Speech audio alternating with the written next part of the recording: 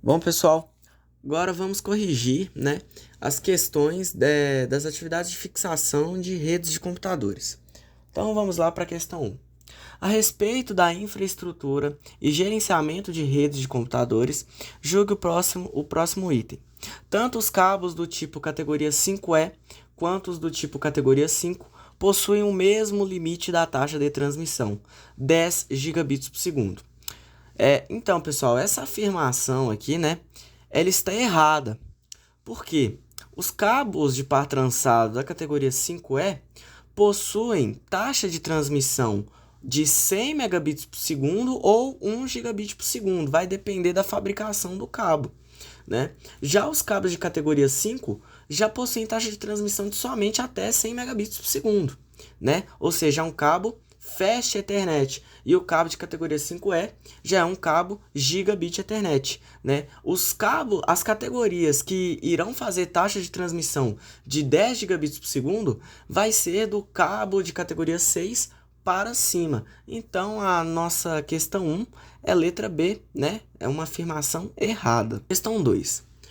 As fibras ópticas são filamentos finos e flexíveis, feitos de vidro ou plástico transparente. A transmissão de dados por fibras ópticas é baseada no princípio de reflexão interna total, onde a luz que viaja pelo núcleo da fibra é refletida nas paredes internas da fibra, permitindo que os sinais ópticos sejam transmitidos sem perda significativa de intensidade ao longo da fibra. Sobre as diferenças entre fibras monomodo e multimodo, é incorreto afirmar que: letra A.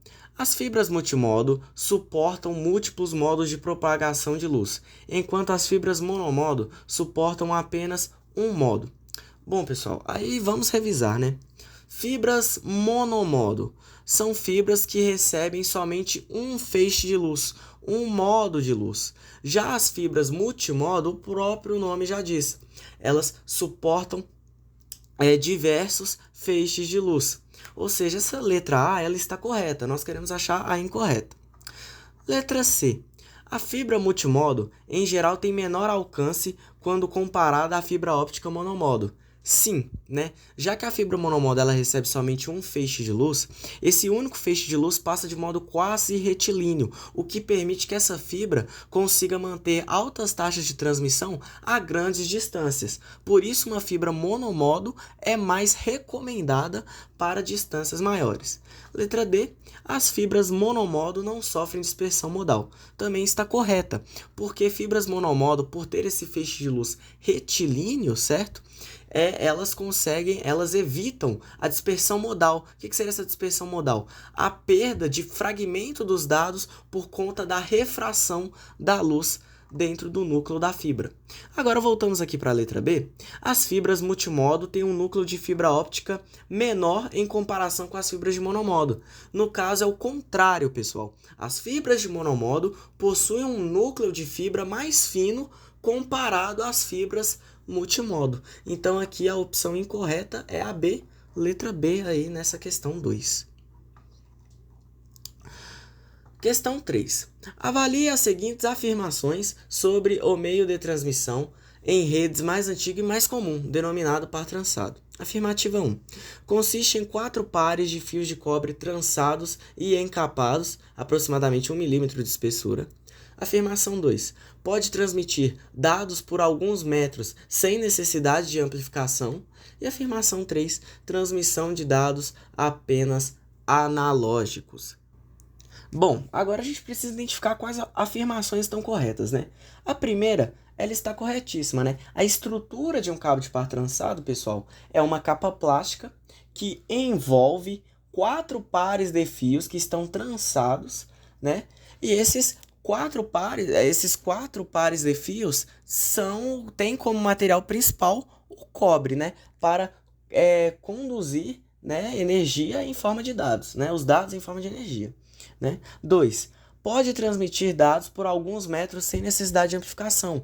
correto também, né? Já que nós temos os cabos aí que são fabricados até com um limite máximo, né, de alcance, sem sofrer nenhuma atenuação na sua taxa de transmissão, né? Isso é uma grande vantagem dos meios guiados, né? Os meios cabeados, poderem transmitir altas taxas sem sofrer atenuação durante um alcance específico.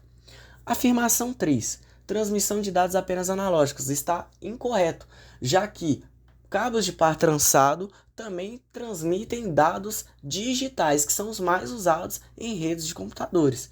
Então, analisando as alternativas, é apenas a afirmativa 1 e a afirmação 1 e 2 que está certa. Letra D. Questão 4. Um usuário recebeu um cabo UTP defeituoso para usar na sua área de trabalho. Neste cabo, um dos conectores RJ45 ficou com os pinos 3 e 6 desconectados. Considerando o padrão T568B, nessa situação, o usuário tem a possibilidade de... Bom, pessoal, aqui nós precisamos lembrar das portas, né, na hora da crimpagem de usar o conector RJ45. Nós temos as portas que vão de 1 a 8 e temos que guardar, no caso de cabos Fast Ethernet, 4 portas importantes. Porta 1 e 2, responsáveis pela transmissão de dados. Elas vão enviar dados no canal. Portas 3 e 6 são responsáveis pela recepção desses dados. Elas recebem os dados que são enviados no canal. Então, o que acontece se as minhas portas 3 e 6 estão danificadas, desconectadas? Não há como eu utilizar esse cabo. Certo? Vocês não concordam que se eu não tenho as portas que recebem dados, não tem como eu receber dados de outras pessoas numa rede? Então, aqui, né, nas alternativas da questão 4, é a letra A. Somente solicitar a troca do cabo, pois o par defeituoso impede, né, o acesso, impede uma comunicação em qualquer rede. Questão 5. Aqui já começam as questões abertas. Acerca de fundamentos de comunicação de dados, meios físicos, sistemas de transmissão digital e analógica, dispositivos, sistemas de cabeamento e componentes, julgue o item que se segue como verdadeiro ou falso. Justifique sua resposta de forma técnica. O cabeamento de categoria 5, CAT5, usa 4 pares de fios para atingir a velocidade de 100 megabits por segundo, Ethernet. Bom, pessoal, cuidado para não cair, né? Ler aí no desespero e confundir. Não utiliza 4 pares de fios. Utilizam-se 4 fios. Os fios que estão na porta 1 e 2 para transmitir e os fios que estão na porta 3 e 6 para receber. Então são fios, não são pares de fios. Um outro erro nesta afirmação é a questão do Ethernet. Nós sabemos que nós temos padrão Ethernet, Fast Ethernet e Gigabit Ethernet. O padrão Ethernet se trata de uma taxa, né, de uma velocidade de 10 megabits por segundo. 100 megabits por segundo, estamos tratando de Fast Ethernet, né? Então, na resposta aí de vocês têm que desenvolver apontando essas correções nessa afirmação, né? Que utilizam-se 4 portas, né, 4 fios e não 4 pares, e que 100 megabits por segundo não é Ethernet, mas sim Fast Ethernet, ok? Questão 6. Explique de forma técnica o motivo do cabo coaxial ter caído em desuso em redes de computadores, né? E exemplificar em que cenário de rede este cabo era comumente utilizado. Bom, pessoal, respondendo à primeira pergunta, a questão é que o cabo coaxial caiu em desuso por ter uma baixa taxa de transmissão comparada aos outros cabos, né? Com os avanços tecnológicos, a rede tinha que crescer, precisava de uma velocidade maior. E nós temos cabos coaxiais que transmitem apenas a 10 megabits por segundo, padrão Ethernet. E isso não satisfaz uma comunicação eficiente.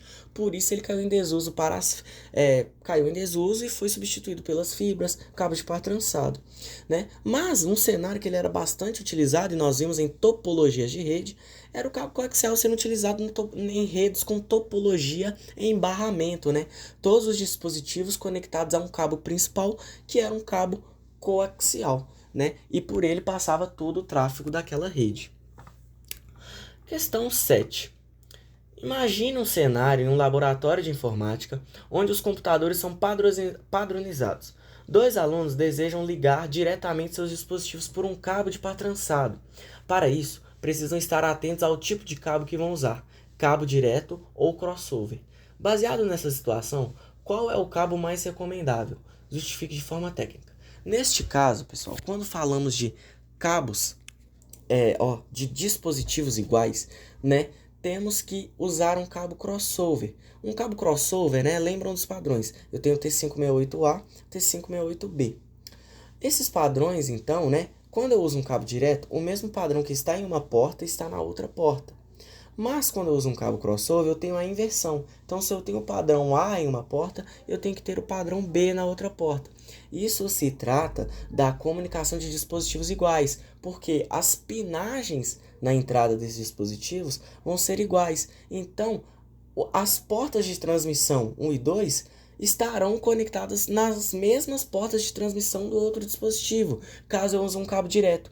Por isso eu tenho que usar um cabo crossover para fazer o cruzamento e fazer com que a porta 1 e 2 estejam conectadas nas portas 3 e 6 do outro dispositivo e que não haja a colisão de dados na hora de eu fazer essa comunicação entre esses dois dispositivos iguais, né? Então é dessa maneira aí que vocês têm que desenvolver a resposta na questão 7.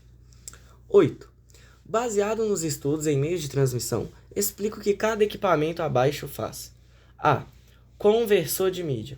Bom, conversor de mídia ele serve nada mais nada menos do que converter um tipo de sinal X para um sinal Y.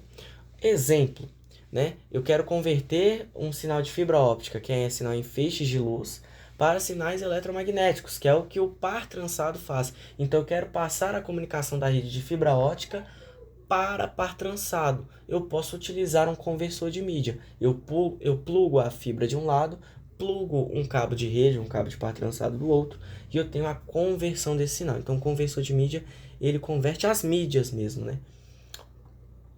B. Patch Panel. Patch Panel serve para organizar os cabos dentro de um rack, os cabos conectados a um switch, a um hub, né? Então, o Patch Panel serve para melhor organização dos cabos na hora de montar ali toda a estrutura da rede. C. Alicate de crimpagem. Serve, além de fazer alguns cortes cirúrgicos, sua função principal é realizar o processo de crimpagem no cabo de par trançado, que é conectar um conector RJ45 ao cabo e fixá-lo na ponta desse cabo. 9. Observe a seguinte estrutura de rede a seguir. Então, aqui nós temos um switch de 1000 megabits por segundo, ou também podemos falar que é 1 gigabit por segundo, que no caso se trata então de um switch gigabit Ethernet. Nós temos um roteador que também é gigabit Ethernet. Então ele está fazendo ali, né, a parte da conexão não guiada com os celulares, que não vamos entrar nesse detalhe. E vemos aqui para a parte guiada da rede, né? Temos 3 PCs e eles estão conectados a um switch por um cabo de par trançado categoria 5 Fast Ethernet, ou seja, 100 megabits por segundo. O usuário do PC1 deseja enviar um arquivo de 80 megabytes para o PC2. Informe qual será a taxa de transmissão na comunicação e justifique. Calcule o tempo em que o arquivo será enviado. Primeiramente, em uma rede de computadores, o equipamento com a menor taxa de transmissão é o que vai delimitar a taxa daquela rede. Então eu tenho aqui um switch gigabit Ethernet, um roteador gigabit Ethernet, mas eu tenho cabos Fast Ethernet, que tem a menor taxa de transmissão. Então eles irão delimitar a taxa de transmissão dessa rede. Então a taxa de transmissão aqui nessa rede, na parte guiada, pelo menos, será de 100 megabits por segundo, será Fast Ethernet, porque o menor meio de transmissão define essa taxa. E agora vamos calcular. Como nós fazemos esse cálculo? Bom, nós temos aí então um arquivo de 80 megabytes.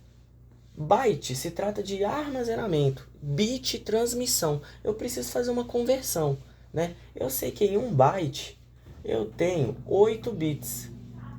Então, já que eu tenho megabyte de um lado e megabit do outro, basta eu multiplicar por 8 para descobrir esse valor em bits, em megabits.